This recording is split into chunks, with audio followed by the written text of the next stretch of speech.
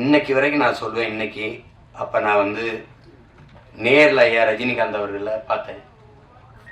தூரத்தெல்லாம் பார்த்துருக்கோம். அப்போ நேரில் 2.25 மணி நேரம் 2.5 மணி நேரம் போயிட்டு இருந்தோம். அவருக்கு இருக்கிற இந்த ஆர்வம் இப்போ இவ்வளோ படம் நடித்து இவ்வளோ சாதித்த பிறகும் புதிதாக ஒன்றை தெரிந்து கொள்றதுல அவருக்கு இருக்க ஆர்வத்தை பார்க்கும்போது இவர் ஏன் ஜெயிக்க மாட்டார் அப்படின்னா நமக்கு தோணுது. என்னை ஈர்க்க வச்சுட்டு சிமத்தில் வந்துடுறேன் அப்படின்னு போகும்போது அதே அந்த படத்தில் பார்க்குற மாதிரி அதே வேகம் நடை அதே வேகம் பார்க்கும்போது இவ்வளவு சுறுசுறுப்பாக அவர் சோம்பேறிகளை கூட அவர் இயங்கிறத பார்த்தா ஏங்கிடுவான். அப்படி ஒரு இது அது ஒரு அண்ணன் கவுண்டமணிக்கு கதாநாயகி கட்டி வச்சிடுறாங்க. அந்த வில்லன் கதாபாத்திரம் வந்து கட்டி வச்சிடறாரு ஜி சீனிவாசன் ஐயா. அப்போ அது ஆனால் இவங்க வாத்தியாரும் ஒரு காதல் இருக்குது. அப்போ ஊரை விட்டு ஓடும்போது அந்த விதவை பெண் அந்த பூக்காரி இந்த காஜா ஷெரீஃபெல்லாம் ஓடும்போது இந்த காதலர்கள் சேர்றதுக்கு ஒரு இடையூறாக ஒன்று இருக்குது. ஆனால் அவர் கட்டின தாலி இந்த கலாச்சாரம் தாலிக்கு இந்த சமூகம் ரொம்ப முன்னுரிமை கொடுக்குது. அப்படியே பார்த்துட்டு டப்புன்னு அந்த தாலியை அறுத்துட்டு அவரே அறுத்துடுறாரு. கட்டின தாலி அவரே அறுத்துட்டு 2 பேரையும் சேர விடுறார். கையை பிடிக்கிறாங்க. அந்த விதவை பெண்ணை நிற்கிது அந்த பூவித்த பெண்ணை. அதை கையை பிடிச்சிட்டு இப்படி போகும்போது புதிய வார்ப்புகள்னு போடுறாப்புல. கலாச்சாரம் பண்பாடுன்னு பேசி பட் இந்த கிளைமேக்ஸ் ஓல்டு பட் கோல்டுன்ட்டு போயிடுவாப்புல. இதை யோசிச்சு பாருங்க. உலகத்தில் ஒரே ஆள் தான் தாலி அத்துட்டு போய் வாழ்ன்னு சொன்னா அதே ஆள் தான். தாலி அக்காம வாழ் இதுதான் கலாச்சாரம் சொன்னதும் ஒரே எழுத்தாளன் தான். உலகத்தில் இப்படி ஒரு ரைட்டு எழுத்தாளை இருக்கவே முடியாது.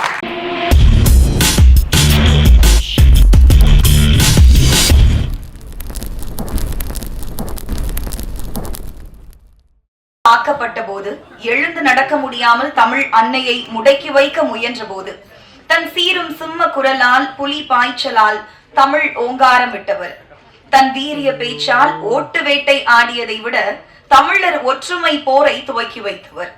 தமிழகத்தின் மூலை முடுக்கெல்லாம் தமிழர் பண்பாடு, உரிமை, விவசாயம் போன்ற வீரிய எண்ணங்களை விதைத்தவர். ஜாதி, மத, இன, ஆண், பெண் பேதமின்றி இயக்கம் கண்ட ஒருங்கிணைப்பாளர். இளைஞர்களின் மனதில் தமிழ் கொடியேற்றி பட்டொளி வீசி பறக்க விட்டிருக்கும் இயக்குனர், நாம் தமிழர் கட்சியின் ஒருங்கிணைப்பாளர், பேச்சாற்றல் மிக்க மாமருதன் திரு சீமான் அவர்களை வார்த்தை வாழ் வீச அழைக்கிறேன்.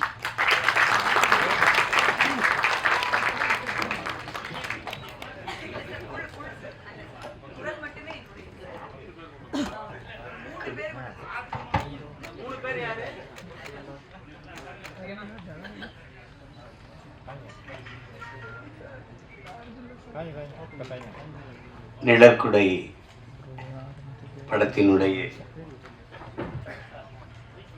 பாடல் வெளியீட்டு விழாவிற்கு வந்திருக்கிற என்னுடைய பேரன்பிற்கும் பெருமதிப்பிற்கும் உரிய பெருமக்கள்,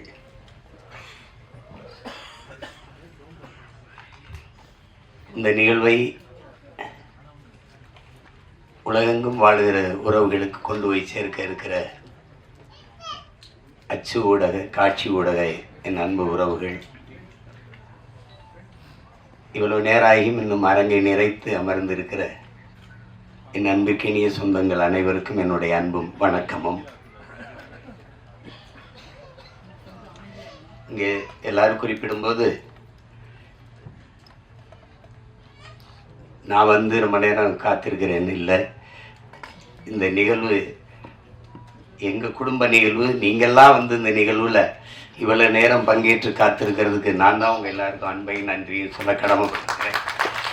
வரும்போது என்னை வரவேற்க கூட தேவயானி அவர்கள் சொன்னாங்க, நீங்கள் வந்ததுக்கு ரொம்ப நன்றின்னு. இல்லை, எங்கள் படத்தில் நீங்கள் நடித்ததுக்கு ரொம்ப நன்றின்னு நான் சொன்னேன். ஏன்னா இது நாங்களோட குடும்ப படம்னு நினச்சி, எங்கள் குடும்ப படம்னு. கடைசியாக தான் கதாநாயகனாக நடித்த தம்பி விஜித்துக்கும் குடும்ப படம்னு தெரியுது. ஏன்னா அவருடைய பொண்ணு பாப்பாவும் நடிச்சிருக்காங்க. இது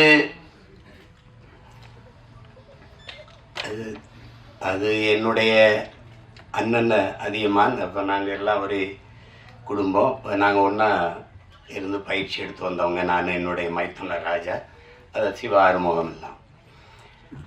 அப்போ கூப்பிடும்போது நம்ம இது எனக்கு உண்மையிலே தெரியாது தேவயானி அவர்கள் இதில் நடிச்சிருக்காங்கன்ட்டு.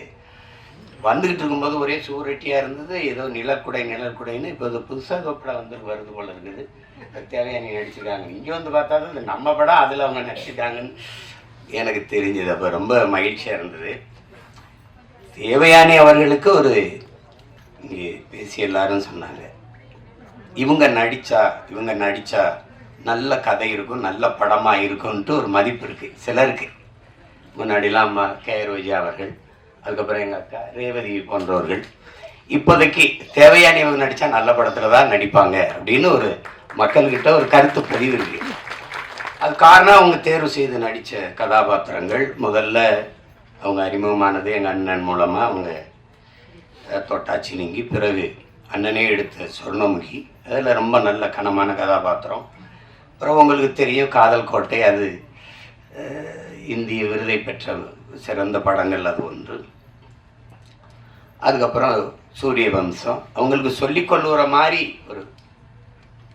ஒவ்வொரு காலகட்டத்திலையும் ஒரு படம் பதிவாயிருக்கு.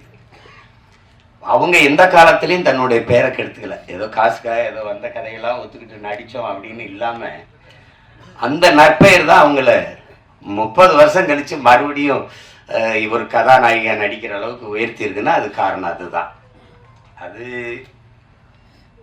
அது எல்லாருக்கும் வாய்க்க பெறாது, அவங்களுக்கு வாய்க்க பெற்றிருக்கிறது. அது ஒரு பெரிய பெருமைக்குரிய நிகழ்வு.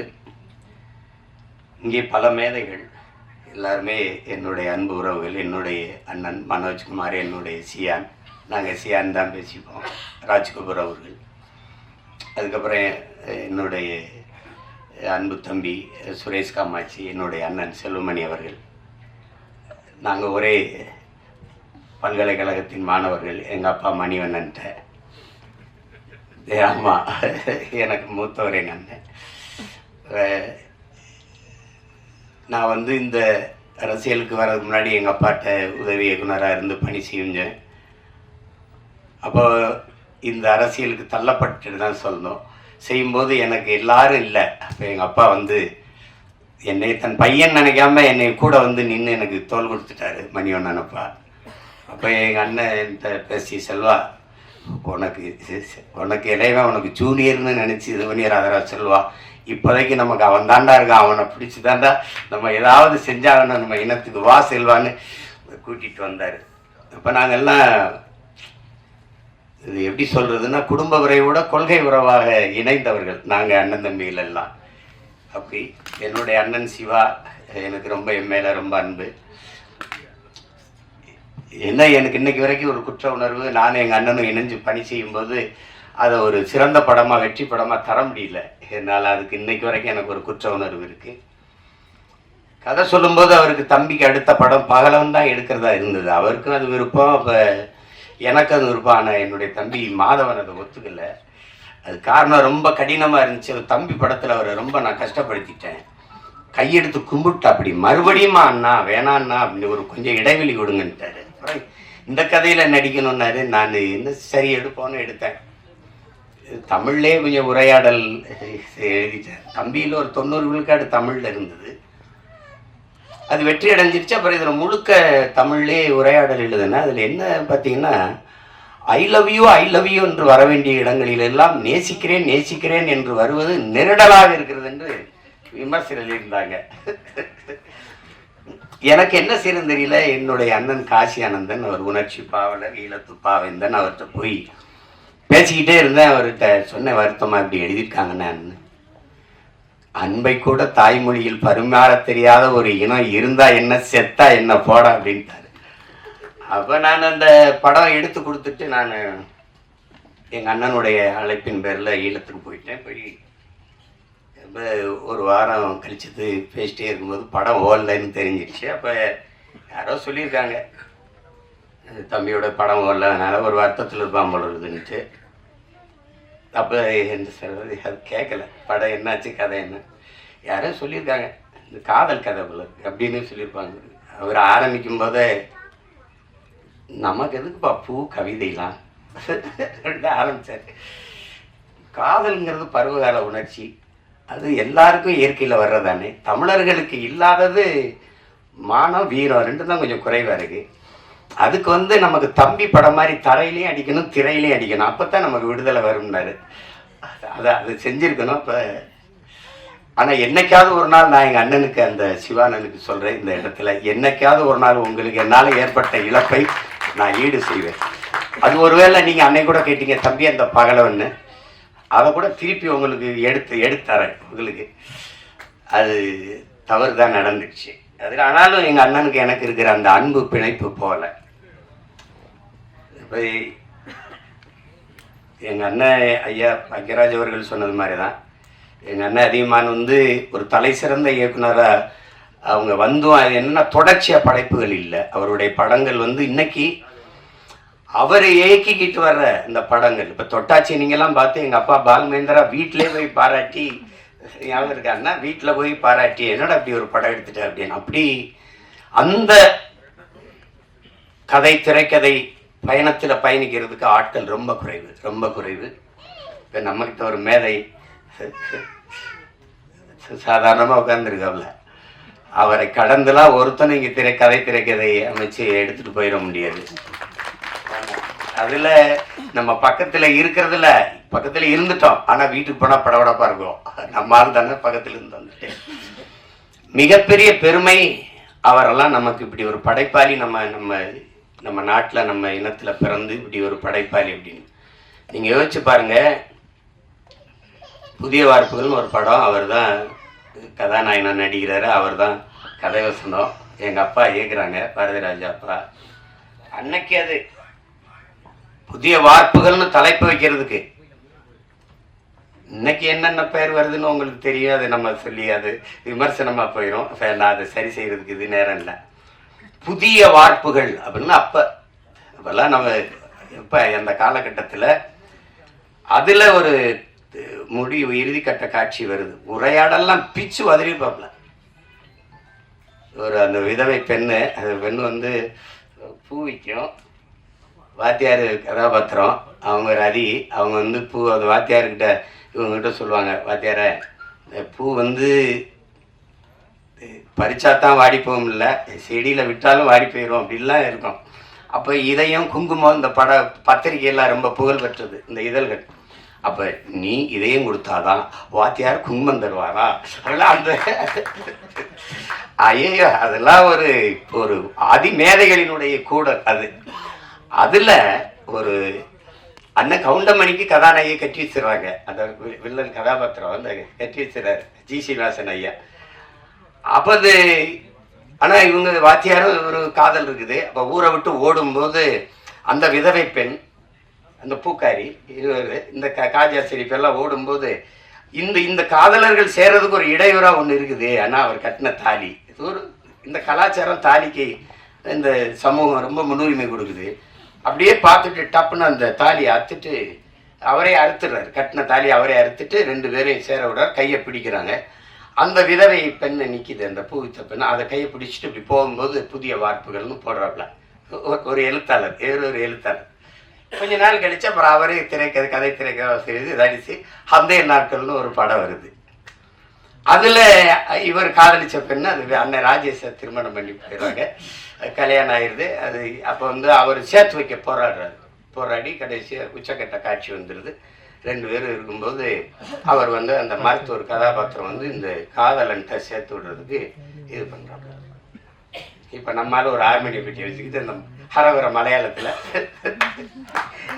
இதே டாக்டர் அது நீங்க புதிய நவீன 21ஆம் நூற்றாண்டு ஆள் தானே, 20ஆம் நூற்றாண்டு இல்லையா, 20ஆம் நூற்றாண்டு ஆள் தானே. தாலி அறுத்தடு, என்ன காதலி உங்களுக்கு மனைவியா வரும், ஆனால் உண்ட காதலி எனக்கு, உன்ன மனைவி எனக்கு காதலியா வராது.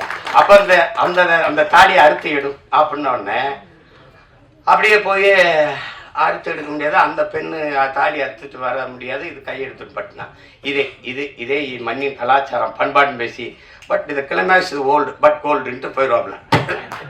இதை யோசிச்சு பாருங்க. உலகத்துல ஒரே ஆள் தான் தாலி அத்துட்டு போய் வாழ்ன்னு சொன்னா அதே ஆள் தான். தாலி அக்காம வாழ், இதுதான் கலாச்சாரம் சொன்னதும் ஒரே எழுத்தாளர் தான். உலகத்துல இப்படி ஒரு ரைட்டர் எழுத்தாளர் இருக்கவே முடியாது.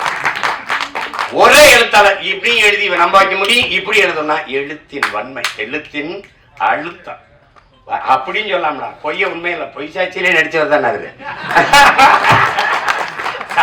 சாதாரண உட்காந்துருக்காப்ல. எங்க அப்பாவுக்கு ஒரு கிளைமேக்ஸ், எங்க அப்பாவுக்கு எழுதி கொடுத்தது வேற, கைதின் டைரியில, அதுதான் ஆட்சிராஜ்தால வந்தது. அவர் திமுறா, நீ இந்த ராஜு நான் எழுது, நானா ஒன்று எடுப்பேன், அது அப்பா செய்வார். அதுல எல்லாரும் நானும் அவர்கிட்ட எழுத்தாளர் வேலை செஞ்சிருக்கேன். என்ன பண்ணுவார் எங்க அப்பான்னு தெரியும். அதுல அவர் வந்து சிவாஜி, சத்ரபதி சிவாஜி வேடத்தை போட்டு நிறுத்திட்டாப்ல. சரி, அதுவும் ஓடிடுச்சு. ஏன்னா அது வரைக்கும் திரைக்கதையை பிச்சு உதறிட்டாரு. அப்புறம் இது எல்லாம் வேற கிளைமேக்ஸ், நான் எழுதி கொடுத்த கிளைமேக்ஸை நான் எடுக்கிறேன், அந்த காட்சியின் போய் அப்ப அமிதாப் பச்சன் சிறிதை வச்சு ஆக்கிராஸ் தட்டா அதுவும் வென்றுட்டாப்ல. இப்படி ஒரு எழுத்தாளர் வந்து அதுக்கு ஒன்றும் நிகர் இல்லை. அதை வந்து சொல்லி முடியாது.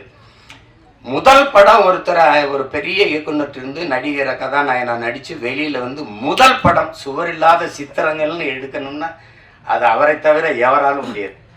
அப்ப அப்படி ஒரு படைப்பாளி இன்னைக்கு நம்ம பக்கத்துல உட்கார்ந்து இந்த படத்தை பாராட்டி பேசுறாருன்னா அதை விட இந்த படத்துக்கு கிடைத்த பெருமையும் பாராட்டு ஒண்ணு.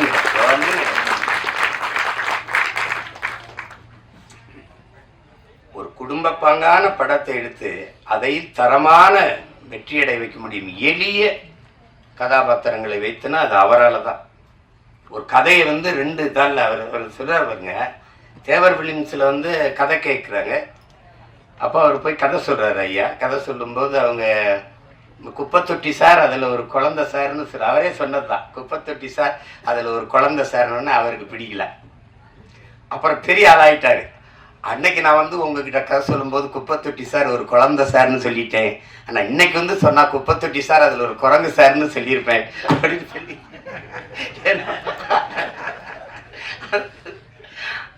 அது ரொம்ப சாதாரண கதை. ஒரு வாத்தியார் கை குழந்தையோட ஊருக்குள்ள வரான்னு முந்தானை முடிச்சு ஒரு படத்தை எடுத்து, அப்போ எங்கள் ஊரில் பரமக்குடியில் எங்கள் அண்ணனுக்கு தெரியும், ராமநாதபுரத்தில் தான் வெளியிட்டு ரிலீஸ், பரமக்குடியில் 2வது தரம் தான் வரும்.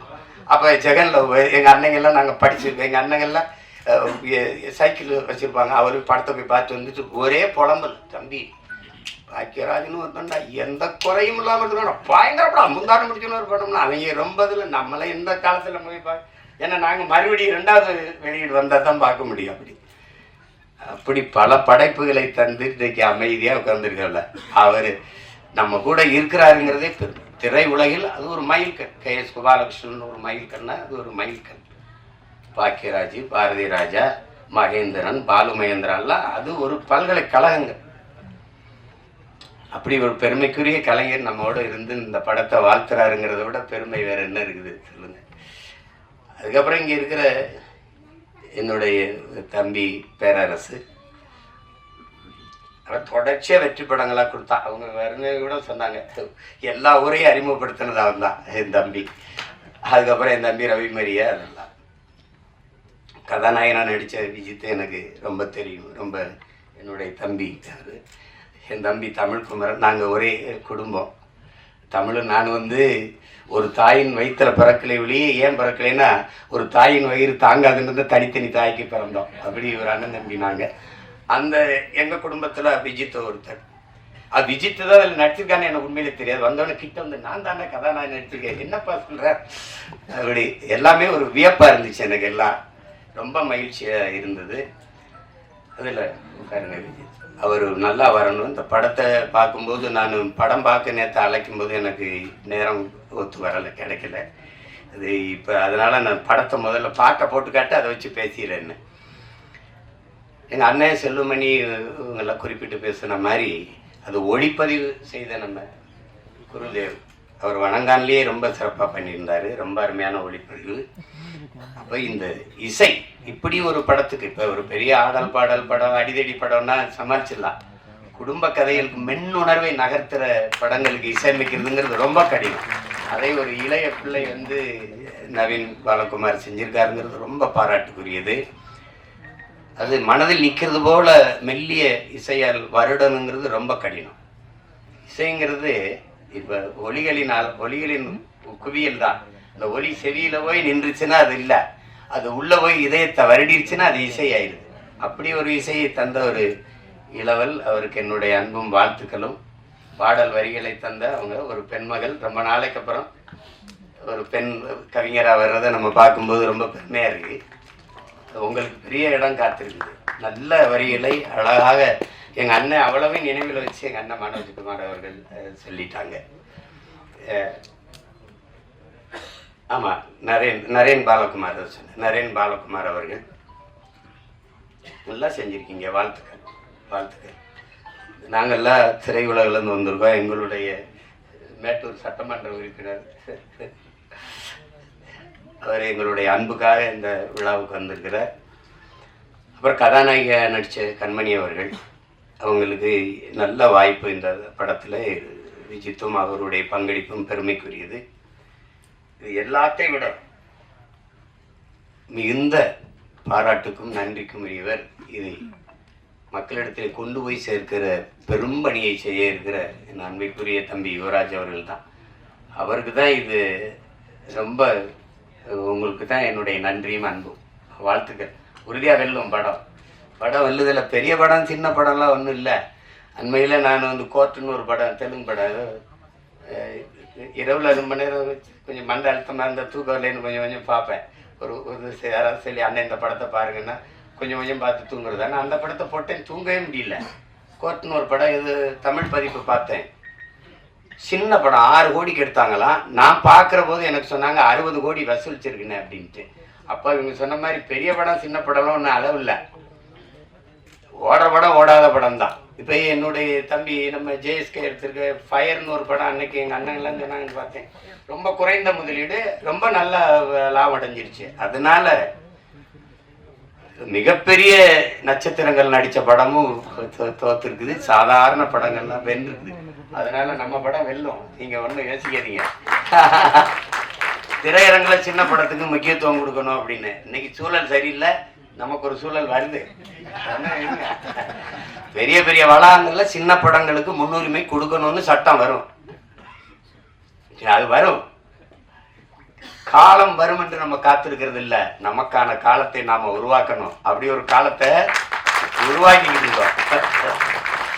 நீங்க சொன்ன இந்த மேல 90க்கு போயிடணும் அப்படின்னா இல்லை, 2026லயே நம்ம அந்த 90 காலத்தை மறுபடியும் உருவாக்க முடியும். அதெல்லாம் ஒண்ணு அவ்வளவுதான், எதுவும் கிடையாது, எதுவும் முற்று கிடையாது. ஒரு வாக்கியம் முற்று பெறும்போது இன்னொரு வாக்கியம் தொடங்குது. நீங்க புள்ளி வச்சா இன்னொரு வாக்கியம் தொடங்குது. அதனால அதெல்லாம் நினைச்சு இது பண்ணிடாதீங்க. நாங்கெல்லாம் வந்து திரைத்துறையை வந்து எப்படி சொல்றது, உயிரை விட மேகலா நேசிச்சவங்க நாங்கெல்லாம். படுக்க இடமில்லாம ஏவிஎம் சுடுகாட்டில் படுத்து கிடந்தவங்கன்னா அப்ப எவ்வளவு காதலிச்சிருக்கோம்னு பாருங்க. பல இரவுகள் பட்டினி கிடந்திருக்கோம், பல இரவுகள். அவ்வளவு அன்பு காதல் இந்த திரைத்துறை மேல. அப்ப இது அவளை அடிய விட்டுற முடியாது. ஆனா எங்க அண்ணன் செல்வமணி அவர்கள், நான் ஒரு மேடையில பேசுனதுன்னு சொல்றாங்க, குறிப்பிடுறேன். விவசாயியும் திரைப்பட தயாரிப்பாளரும் ஒரே நிலையில் நிற்கிறாங்க. அவங்க விளை வச்ச, அவங்க தயாரிச்ச பொருளுக்கான விலையை அவங்க தீர்மானிக்க முடியல. தீர்மானிக்கிற காலத்தை நம்ம உருவாக்கணும். அப்பதான் வேளாண்மை செழிக்கும், திரைக்கலையும் செழிக்கும். அது காரணம் ஒற்றுமை இல்லாததுனால தான். இன்னைக்கு எழுத்தாளர் சங்கத்தில் நம்ம ஐயாவும், தொழிலாளர் சங்கத்தில் எங்கள் அண்ணன் போன்ற தளபதிகள் இருக்கிறதுனால ஒரு பாதுகாப்பு இருக்கு. பத்தலை, எல்லாத்தையும் சரி செய்ய நினைக்கிறோம். இதை சரி செய்யாமல் விட்டுருவோமா என்ன? அதுக்கு ஒரு காலம் வரும். ஆனால் இதில் என்னுடைய மைத்துனர் சிவா ஆறுமுகம், அவர் ராஜான்னு நாங்கள் அழைப்போம். அவருடைய செல்லமாக அழைக்கிற பேர். நாங்கள் ஒரே குடும்பமாக வந்தவர், கடுமையான உழைப்பாளி. என்ன இருந்தாலும் அந்த நேசித்து வந்த திரைத்துறையை விட்டு வெளியேறல. அது ஒரு பெரிய பெரிய, அதுக்கு அவருக்கு பெரிய பாராட்டு. சிலர் விட்டுட்டு போயிடுவாங்க, ஆனால் விடலை. அப்போ படம் எடுக்க ஆள் இல்லை, சரி நம்மளே எடுப்போம். அதெல்லாம் வந்து அது ஒரு போர் தான். அது அப்படிதான் சொல்லணும், அது ஒரு தவம்னு தான் சொல்லணும். புலம்பிக்கிட்டு நிற்கலை, யாரும் வரல, யாரும் எடுக்கலை, இது அப்படிலாம் இல்லை. ஒரு அதுக்காக அவர் துணிஞ்சு தயாரிச்சதுக்கு, அதை துணிஞ்சு நாம வெளியிடணும் வந்த யுவராஜுக்கு 2 பேருக்கு என்னுடைய பாராட்டுகள். நான் வந்து என் மைத்தனர் சொல்லுவேன், இயக்குனர் சிவா ஆறுமுகத்தோட தயாரிப்பாளர் சிவா ஆறுமுகத்துக்கு தான் என்னுடைய பாராட்டுகள். அதுதான் ரொம்ப ரொம்ப பெருமைக்குரியது. அப்ப இங்கே எது ஒன்று எளிதாக கிடைச்சிருக்கு, ஒன்றும் அப்படி ஒன்றும் வந்தோடனே யாருக்கும் வந்தது இல்லை. ஒன்று தான், எவ்வளவுதான் திறமை இருந்தாலும் வாய்ப்பு இல்லை என்றால் அது பயனற்று. இங்கே நிறைய திறமையான கலைஞர்கள் வாய்ப்பின்றி இருக்கிறாங்க. அதில் இன்னைக்கு புதியவர்களை, தம்பி விஜித்தை, கண்மணி போன்றவர்களை, ரெண்டு அன்பு செல்வங்களை எல்லாம் பார்க்கும்போது ரொம்ப தேவையானவர்களே வியந்து பாராட்டுறாங்க. அந்த அந்த குழந்தை அவ்வளவு அருமையாக நடிச்சு என்னுடைய கைக்குட்டை ராணியிலே நான் நடிக்க வச்சேன் அப்படின்னா அதெல்லாம் பெரிய வியப்பாக இருக்குது அப்படிலாம் நினைக்கும்போது. இந்த விழாவில் பங்கேற்றதில் எனக்கு பெரிய மகிழ்வு, மன நிறைவும் இருக்குது. தேவையானியவர்களை நாங்கள் திரைப்பட நடிகையாக பார்க்க முடியாது. எங்கள் வீட்டு மருமகள், எங்கள் வீட்டு பெண் அப்படி தான் நாங்கள் பார்ப்போம். எங்கள் குடும்பத்தில் ஒருத்தராக தான் பார்ப்போம். அதே மாதிரி எங்கள் அண்ணன் பொண்ணு வனிதா வந்திருக்காங்க. வனிதாட்ட எனக்கு பிடிச்சது அந்த துணிவு, நினைக்கிறது செய்யணும், அந்த துணிவை எனக்கு பிடிக்கும். அது அவங்களுக்கு பாராட்டி. ஏன்னா நான் அந்த குடும்பத்தில் ஒருத்தன், அண்ணன் விஜயகுமார் அண்ணன் எனக்கு ரொம்ப பிடிக்கும், ரொம்ப பிடிக்கும். நான் அவங்களுக்கு தனித்த அன்பு. அதில் படத்தொகுப்பாளர், கலை இயக்குனர் விஜயானந்த், படத்தொகுப்பாளர் எல்லாருக்குமே என்னுடைய அன்பும் பாராட்டுகளும். எல்லாரையும் சொல்லிட்டேன்னு நினைக்கிறேன், ஏறக்குறைய சொல்லிட்டேன். தர்ஷன் வாங்க வாங்க மாப்பிள்ள. இவர் என் மைத்தனுடைய மகன் தர்ஷன் சிவா. இவர் அறிமுகம் செஞ்சிருக்காரு. ஆனால் அந்த படத்தில் பார்த்ததுக்கு இதுக்கு நேர வித்தியாசம் இருக்குது. காரணம் அதில் ஒரு பெரிய மீசையை வச்சு கொண்டாரு. அதனால் இவர் அறிமுகம் செய்வதில் நான் ரொம்ப பெருமை அடைகிறேன். எல்லாரும் வாழ்த்துக்கள் உங்களுக்கு. எல்லாரும் இப்படி வந்தவங்க தான். ஒரு தொடங்குதல் எளிது யாருக்கும், அதை தொடர்வது தான் கடினம். தொடர்ந்து அதே தவத்தில் இருந்தால் யாரும் வெல்ல முடியும். அப்படிப்பட்ட கலைஞர்கள் இங்கே நிறைய அப்படி வென்றிருக்காங்க. இன்னைக்கு வரைக்கும் நான் சொல்வேன், இன்னைக்கு அப்போ நான் நேரில் ஐயா ரஜினிகாந்த் அவர்களை பார்த்தேன். தூரத்தெல்லாம் பார்த்துருக்கோம். அப்போ நேரில் 2.25 மணி நேரம் 2.5 மணி நேரம் போயிட்டு இருந்தோம். அவருக்கு இருக்கிற இந்த ஆர்வம் இப்போ இவ்வளோ படம் நடித்து இவ்வளோ சாதித்த பிறகும் புதிதாக ஒன்றை தெரிந்து கொள்றதில் அவருக்கு இருக்க ஆர்வத்தை பார்க்கும்போது இவர் ஏன் ஜெயிக்க மாட்டார் அப்படின்னா நமக்கு தோணுது. என்னை ஈர்க்க வச்சுட்டு சிமத்தில் வந்துடுறேன் அப்படின்னு போகும்போது அதே அந்த படத்தில் பார்க்குற மாதிரி அதே வேகம் நடை, அதே வேகம் பார்க்கும்போது இவ்வளவு சுறுசுறுப்பாக அவர் சோம்பேறிகளை கூட அவர் இயங்கிறத பார்த்தா இயங்கிடுவான். அப்படி ஒரு இது அது அவர். அந்த தேடலும் அந்த வெறியும் இருக்கிற ஒவ்வொருத்தனும் உச்சத்தை தொடலாம், சாதிக்கலாம். அதில் சாதாரணம் இல்லை. அப்படி வந்ததில்லை. அதில் இவ்வளோ பேர் இந்த படைப்பில் பங்கேற்றிருக்காங்க. குறிப்பாக இதுக்கு பிதாமகனாக இருந்து பீசுமராக இருந்து வாழ்த்திட்டு இருக்கிறது எங்கள் அண்ணன் அதிகமாக. அவர் இப்போ படம் இயக்கிட்டு இருக்காரு. என் தம்பி சுரேஷ் காமாட்சி தயாரிச்சிட்டு இருக்காரு. அதை சிறந்த படைப்பாக வந்துக்கிட்டு இருக்கு. ரேவதி அக்கா நடிச்சிட்டு இருக்காங்க. அதுவும் இது போல் ஒரு குடும்ப பாங்கான ஒரு படம் தான். படத்தை பார்க்கும்போது தாய்மையை அது சொல்லுது. எந்த குழந்தையும் நல்ல குழந்தை தான் மண்ணில் பிறக்கையிலே, பின்பு நல்லவராவதும் தீயவராவதும் அன்னை வளர்ப்பதிலேன்னு இருக்கு. ஒரு குழந்தைக்கு முதல் ஆசையை அதனுடைய பெற்றோர்கள் தான், அதனுடைய தாய் தான். சொல்லாம பாருங்க, ஒருத்தன் உலகத்தின் எல்லா செல்வங்களையும் ஒரு தட்டிலையும் தாயின் பேரன்பை ஒரு தட்டிலையும் வச்சா தாயின் பேரன்பு இருக்கிற தட்டு தான் தாழ்ந்திருக்குன்றான். நீங்க எவ்வளவு உயரத்துக்கு வேணாலும் போங்க, எவ்வளவு ஒரு உயரத்திற்கு வேணாலும் போங்க, உங்களை பார்த்து பொறாமைப்படாத ஒரே உயிர் உலகத்தில் உண்டென்றால் அது உங்களை பெற்ற தாய் தாங்கிறான்.